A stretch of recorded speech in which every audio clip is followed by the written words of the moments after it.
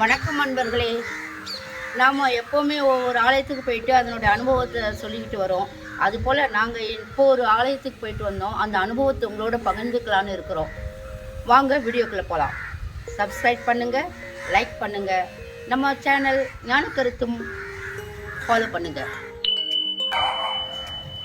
ஒவ்வொரு முறையும் பிரதோஷம் அன்றைக்கு ஈசனை வழிபடுவது நமக்கு மிக உகந்த நாளாகும். அப்படி ஒவ்வொரு சமயத்தில் நம்ம வெளியில் போகும்போது சில ஆலயங்களுக்கு பிரதோஷ வழிபாடாக எங்களுக்கு அமைஞ்சிரும். அது மிகவும் மனசுக்கு ரொம்ப நம்ம போக முடியாது அப்படின்னு நினைக்க முடியாத கரெக்டாக அந்த ஒரு கோவிலில் போய் அந்த பிரதோஷ வழிபாடை செய்வது ரொம்ப மனசுக்கு ரம்மியமாக இருக்கும், ஆனந்தமாக இருக்கும். அப்படி இந்த தடவை எங்களுக்கு பிரதோஷ வழிபாட்டில் எங்களுக்கு கைகூடி வந்தது பக்த ஜனேஸ்வரர் ஆலயம். அம்மையார் பெயர் மனோன்மணி தாயார். ராஜகோபுரம் 13ஆம் நூற்றாண்டை சேர்ந்தது என்று கல்வெட்டுகளில் சொல்கிறாங்க.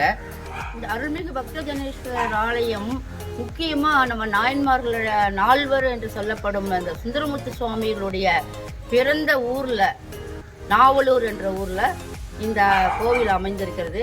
அது மிக சிறப்பான ஒரு அமைப்பு. நாங்கள் ராஜகோபுரத்தை கடந்து உள்ளே செல்கிறோம். உள்ளே சென்றவுடனே நந்தியம்பெருமானிடம் மக்கள் எல்லாம் கூடி பிரதோஷ வழிபாடு நடந்து கொண்டிருக்கிறது. எல்லா விஷயங்களும் பார்த்து நாங்களும் அதில் பங்கெடுத்துக்கிட்டு அப்புறம் உள்ளே நுழைகிறோம். அந்த கோவில் எங்கே இருக்குது அப்படின்னா கள்ளக்குறிச்சி மாவட்டம் திருநாவலூர் வட்டம் அந்த ஊரில் அமைஞ்சிருக்கிறது. மூலவர் பக்த ஜனேஸ்வரர் தாயார் மனோன்மணி அம்மையார். புராதனமான கோயில் 63 நாயன்மார்களை குறிக்கும் விதமாகவும் பராந்தக சோழனின் மூத்த மகன் ராஜாதித்தன் இக்கோயிலை கற்றளியாக்கைமையால் இவன் பெயரை ஒட்டியே திருத்தொண்டீஸ்வரமான ராஜாதித்த ஈஸ்வரம் என கூறுகின்றனர். வடமொழியில் பக்த ஜனேஸ்வரர் என்று அழைக்கப்படுகிறது. 13ஆம் நூற்றாண்டை சார்ந்து அமைக்கப்பட்ட ராஜகோபுரம் மிக பிரம்மாண்டமாக இங்கே இருக்கின்றது. பிரதோஷ வழிபாட்டில் நந்தியம்பெருமானுக்கு அபிஷேகம் நடந்து கொண்டிருந்தது. இதன் இடையில் நாங்கள் மூலவரை தரிசிக்க உள் சென்றோம். இங்கு மூலவர் கிழக்கு நோக்கி அமர்ந்திருக்கிறார். உள்மண்டபம், மகாமண்டபம் என்று 3 பிரகாரங்கள் உள்ளன. ஆகவே உள்மண்டபத்தில் நம்ம மூலவரை சந்தித்து நம்ம தரிசனம் பண்ணோம். பிறகு திருச்சுற்று மாளிகையில் நாங்கள் வந்தப்போ அங்கே கற்சிலைகள் நிறைய இருந்தன. சுமார் 6 அடி உயரம் உள்ள சிவலிங்கத்தை நரசிங்க முனையரையர் வணங்கியதாக தெரிகிறது. இதனால் இதை ராசா பூசித்த லிங்கம் என்று மக்கள் வழங்குகின்றனர். அதற்கு அப்புறம் அகத்தியர் வழிபட்டதனால் அகத்திய லிங்கமும் இருக்கிறது. அங்கு கல்வெட்டுக்களில் நிபந்தங்கள் பற்றிய விவரங்களும் ராசாதித்த காலத்திலுடைய அந்த கல்வெட்டுகளும் அங்கே பொறிக்கப்பட்டிருக்கின்றன. இது பிற்கால சோழர்களுடைய எழுத்துக்களாக தெரிகிறது. எனக்கு எப்படி தெரியும் என்றால் கைலை அறக்கட்டளையில் வட்டெழுத்து பயிற்சியில் நான் சிறிது பயின்றதனால் அந்த அனுபவத்தை வைத்து அந்த கல்வெட்டுகளை படித்து கொண்டிருந்தேன்.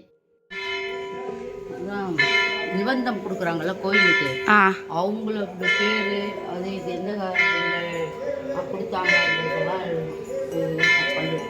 சுற்றுப்பிரகாரத்தை சுற்றி வரும் பொழுது தெற்கு நோக்கி தட்சிணாமூர்த்தி சுவாமிகள் அருள் புரிகிறார். இது புதிய வகையில் அமைந்த சிற்பமாக உள்ளது. பின்புறம் காளை காட்டப்பட்டுள்ளது.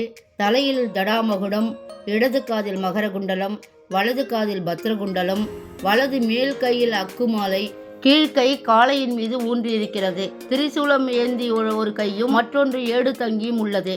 காலில் வீரக்கழல் காணப்படுகிறது. தொடை வரை ஆடை அமைப்பு இருக்கிறது. இந்த சிலை மிகவும் அருகிலேயே காணப்படுகிறது. கிபி 7ஆம் நூற்றாண்டை சார்ந்ததாக இருக்கிறது. இது பல்லவர் கால பாணியில் உள்ளது. அருணகிரிநாதருடைய திருப்புகழ் பாடல் பெற்ற தலம், சுந்தரர் தோன்றிய தலம், சுக்கிரன் வழிபட்ட தலம், சுயம்பு மூர்த்தியாக சுவாமி இருக்கிறார். கடைநாயனார் இசைஞானியார்களுக்கு முக்தி தலமாக இருக்கிறது. அம்பிகை, திருமால், கருடன் ஆகியோர் வழிபட்ட தலம். இங்கு நரசிங்க முனியரர் வழிபட்ட தலம் உள்ளது. வரதராஜ பெருமாள் மற்றும் ராமபிரான் ஆகியோர் சன்னதிகளும் உள்ளன.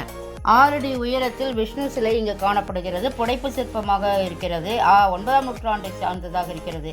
அப்புறம் சண்டேஸ்வரர் இச்சிலை சுமார் 2 அடி உயரத்தில் உடையது. சண்டேஸ்வரர் சுகாசன நிலையில் மழுவேந்தி காணப்படுகிறார். பிரம்மனின் சிலை 5 அடி உயரமுடையதாக இருக்கிறது. விஷ்ணுவின் சிலை அமைப்பு உடையதாக இருக்கிறது. 3 தலைகள் தெரிகிறது. 4 கைகள் உள்ளன. வலது கைகளில் ஒன்று தாமரை தாங்கி மற்றொன்று அபயாஸ்தமாக இருக்கிறது. மகாலட்சுமி நமோஸ்துதே. கோயிலின் வடகோடியில் அமைந்துள்ள இரு பக்கம் யானைகள் இருக்க நடுவில் கஜலட்சுமி அமர்ந்துள்ளார்.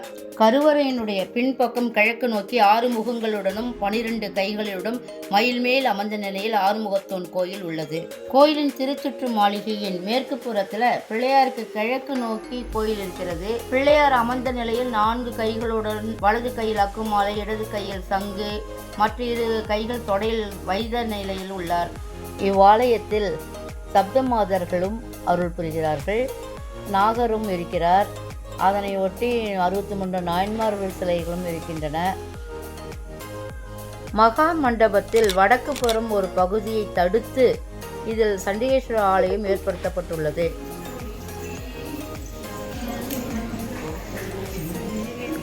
கண் அகந்து வச்சிருப்பாங்க.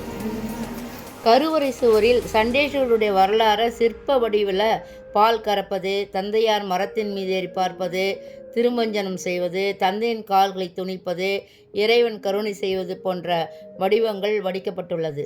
ஒவ்வொரு வருடமும் பங்குனி மாதத்தில் 23ஆம் நாளிலிருந்து 27ஆம் தேதி வரைக்கும் சூரியன் அம்மாவையும் மனோன்மணி தாயாரையும் பக்த ஜனேஸ்வரியும் வழிபடும் நாளாக அமைந்திருக்கிறது.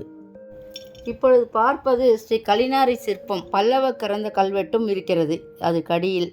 இந்த வெளிப்பிரகார மேற்கு சுவரடியை வைத்து கட்டப்பட்ட நிலையில் 6 அடி உயர சிற்பம் உள்ளது. இது 2 பாகமாக ஒரே கல்ல இருக்குது. கீழ்ப்பகுதி 3 அடி உயரம், யானையோட முன்புற தோற்றமாகவும், தலைக்கு மேல் பட்டையான பகுதியும், அதற்கு மேலே கிரீடத்தோடு அமைந்த கூடு போன்ற பகுதியில் 3 அடி அமைந்துள்ளது.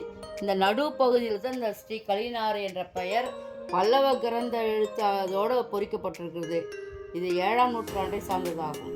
மகாவிஷ்ணு திருநாவலூர் தலத்து இறைவனை வழிபட்டு நரசிம்ம அவதாரம் எடுத்து தூணிலிருந்து வெளிப்பட்டு இரணியனை வதம் செய்ய வேண்டிய ஆற்றலை திருமாலுக்கு வழங்கிய தலம்தான் திருநாவலூர் பக்த ஜனேஸ்வரர் கோயில்.